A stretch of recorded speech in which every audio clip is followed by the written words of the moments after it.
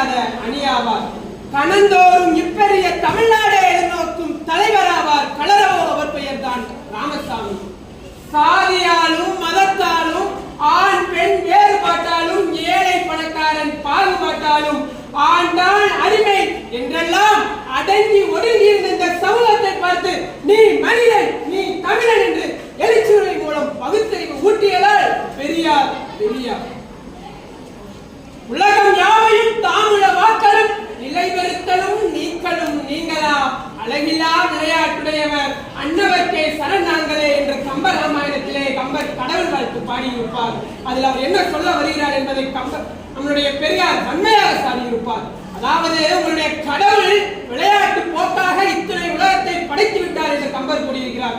என்னுடைய கொள்கையே உருவமில்லை என்பதுதான், உருவமில்லாத உங்கள் கடவுள் எப்படி இத்தனை சேவையை செய்திருக்க முடியும் என்று கம்பரையே சாடி அவருடைய பால் பக்தியின் பால் பாடுபட்டிருந்த அத்தனை பேரையும் வெளிச்சத்திற்கு கொண்டு வந்தவர் பெரியார். அது மட்டுமல்ல, கம்ப ராமாயணத்திலே கம்பர் சீதையின் இடைக்கு உண்மையாக இறைவனை ஒப்புமைப்படுத்தி இருப்பார். அதாவது சீதையின் இடை எப்படி இருக்கிறது என்றால் கடவுளை போல இருக்கிறதா இல்லையா என்றே தெரியவில்லையா. ஆக கம்பரையே ஒரு நாத்திகராக பெரியார் அவருடைய கைகளாலே அவருடைய கண்ணை சுட்டி காட்டியுள்ளார். ஆக இதனால் பெரியார் ஒரு பெரியார். தெற்காசியாவின் சாக்ரடீஸ் பெரியார் என்பதில் பெருமை நமக்கு கிடையாது. மேலை நாடுகளின் பெரியாராக இன்றைக்கு சாக்ரடீஸ் கொண்டாடப்பட்டுக் கொண்டிருக்கிறார் என்றால் அதனால் தான் பெரியார் பெரியார். உங்களுடைய மகாபாரதத்திலும் ராமாயணத்திலும் ஆகாயமானது இருக்கின்றது. அவையெல்லாம் மந்திர சக்தியால் இயங்கக்கூடியது. அதே போல அறிவியல் புத்தகங்களிலும் ஆங்கிலேய புத்தகங்களிலும் ஆகாயமானது இருக்கிறது. அவையெல்லாம் எந்திரத்தால் இயங்கக்கூடியது. இங்கே நமக்கு தேவை மந்திரமா எந்திரமா என்று கேள்வி கேட்டு ஒவ்வொரு வருத்தனையும் பகுத்தறிவின் மூலம் வெளிச்சத்திற்கு கொண்டு வந்தவர் பெரியார். அதனால் தான் அவர் பெரியார். பெரியாரிடம் ஒருவர் கேள்வி கேட்ட போது, எங்களுடைய புராணங்கள் எல்லாம் எழுதப்பட்டிருக்கின்றது, எங்களுடைய இதிகாசங்கள் எல்லாம் எழுதப்பட்டிருக்கின்றது, எழுதப்பட்டவை எல்லாம் உண்மைதானே, அவற்றை நாங்கள் நம்பித்தான் ஆக வேண்டும் என்று சொன்னதற்கு ஒரு வெற்றை தாளை எடுத்த பெரியார் சர்க்கரை என்று எழுதி நக்கிப்பாடா இருக்கிறதா என்று கேட்டார் என்றால் அவனையும் மட்டமை தீயில் இருந்து அறிவு வெளிச்சத்திற்கு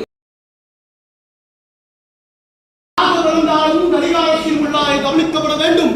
சொல்லாத பிறந்தாலும் என் தாய் தமிழ் அன்னையும் சொல்லாத பிறக்க வேண்டும் என்று சொல்லி திங்களோடு திங்களும் கூடினார் போலே குழுவை சூழ்ந்திருக்கும் இவ்வாகையில் ஏழாண்டு பெற்றிருக்கும் நடுவர் பெருந்தவர்களுக்கும் ஊக்குவிப்பவன் ஊக்குவித்தால் ஊக்கு விற்பனை செய்கின்றவன் கூட தேக்கி விற்பான் என்ற கூற்றுக்கிணங்க என்னை இம்மட்டும் ஊக்குவித்து வரையும் பள்ளி ஆசிரியர் லோகநாதன் ஐயாவின் பாதம் தொட்டு வணங்கின் முறையை நான் இன்றைக்கு தொடங்குகின்றேன்.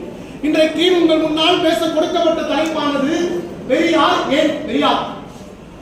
மூட நம்பிக்கைக்கு மூடு விழா நடத்திய முன்னோனவன் பகுத்தறிவையும் மிக பக்குவமாக பரப்பிய பண்பாளன் அவன். ஒரு மனிதனுக்கு அழகு என்பது சாதி அல்ல, ஒரு மனிதனுக்கு அழகு என்பது மதம் அல்ல, அவன் அறிவும் மானமும் தான் என்று வெறும் வார்த்தையாக மட்டுமல்லாமல் வாழுகின்ற பொழுது ஒரு மானமுள்ள மனிதன் என்றால் அதுதான் பெரியாரை பெரியார் என்று அழைக்க காரணம். தாடியுடன் அவர் எடுத்த தடி சாதிக்கு எதிரான சவுக்கேடு என்றுதான் பொருள் கொள்ள வேண்டும். இன்றைக்கு ஒரு மனிதனை சக மனிதனாக பார்க்காத போது அவன் வணங்குகின்ற கடவுள் மட்டும் அவனை எப்படி மதிப்பான் என்று கேள்வி எழுப்புவர். மானுடம் போற்ற மறுக்கும் ஒரு மாநிலம் தன்னை தன் உயிரும் வெறுக்கும். மாநிலம் என்பது குண்டுதலில் வாழ்ந்த சமத்துவ உச்சம் என்று இன்றைக்கு மாநிலனுக்கு எதிராக இங்கு வாய்த்த பகுத்தறிவு வாழ்விலையாலே வாழ்விசை எங்களும் நிற்பார் வாழ்வின் வல்லமை மாநில தன்மை என்ற வரிகளை வெறும் வரிகளாக மட்டுமல்லாமல் தன் உயிரையும் கொடுத்து உயிர்ப்பிக்க வைத்தவன்.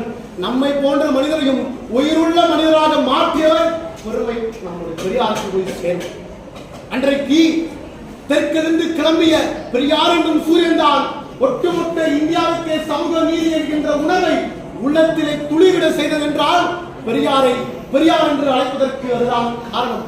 ஒரு நாள் அவர் காசியில் பயணத்தை மேற்கொள்ளும் பொழுது அவர் பெற்ற அனுபவத்தை தெரிவிக்கின்றார். காசியில் பிச்சை எடுத்து உண்ணும் பொழுது சக மனிதனின் பசியை நான் உணர்ந்தேன். என்னை போன்ற ஆட்களுக்கு அந்த வேலை கிடைக்காத போது காசியில் கொழுந்து விட்டு எங்கும் ஜாதியின் புரிவை நான் புரிந்து கொண்டேன் என்று சொல்லும் பொழுது மூழ்கி கிடந்த சமூகத்திற்கு மத்தியில் முளைத்த முச்செடிதான் பெரியார். ஜாதியத்தில் மூழ்கி கிடந்த சமூகத்தை சுத்தம் செய்ய வந்த தூய்மை காவலர் தான் பெரியார். உன்னை நம்பு, உன் அறிவை நம்பு, அதைவிட எதுவும் பெரிதல்ல என்று இந்த உலகத்திற்கே எடுத்து கூறிய தத்துவவாதிதான் பெரியார். ஆணாக பிறந்தவர், ஆனாலும் பெண்ணடிமை தீர பெண்களுக்காக குரல் கொடுத்த புரட்சியாளர் தான் பெரியார். மொத்தமாக ஒரு வட்டத்தை போட்டு அந்த வட்டத்திற்குள் நில் என்று சொன்னால் அதை நிச்சயமாக தாண்டியே தீருவேன் என்று ஒற்றை காலில் நிற்பவர் தான் பெரியார். எல்லையெல்லாம் தாண்டுபவர் தான் பெரியார். எல்லாத்தையும் வெங்காயம் என்பவர் தான் பெரியார்.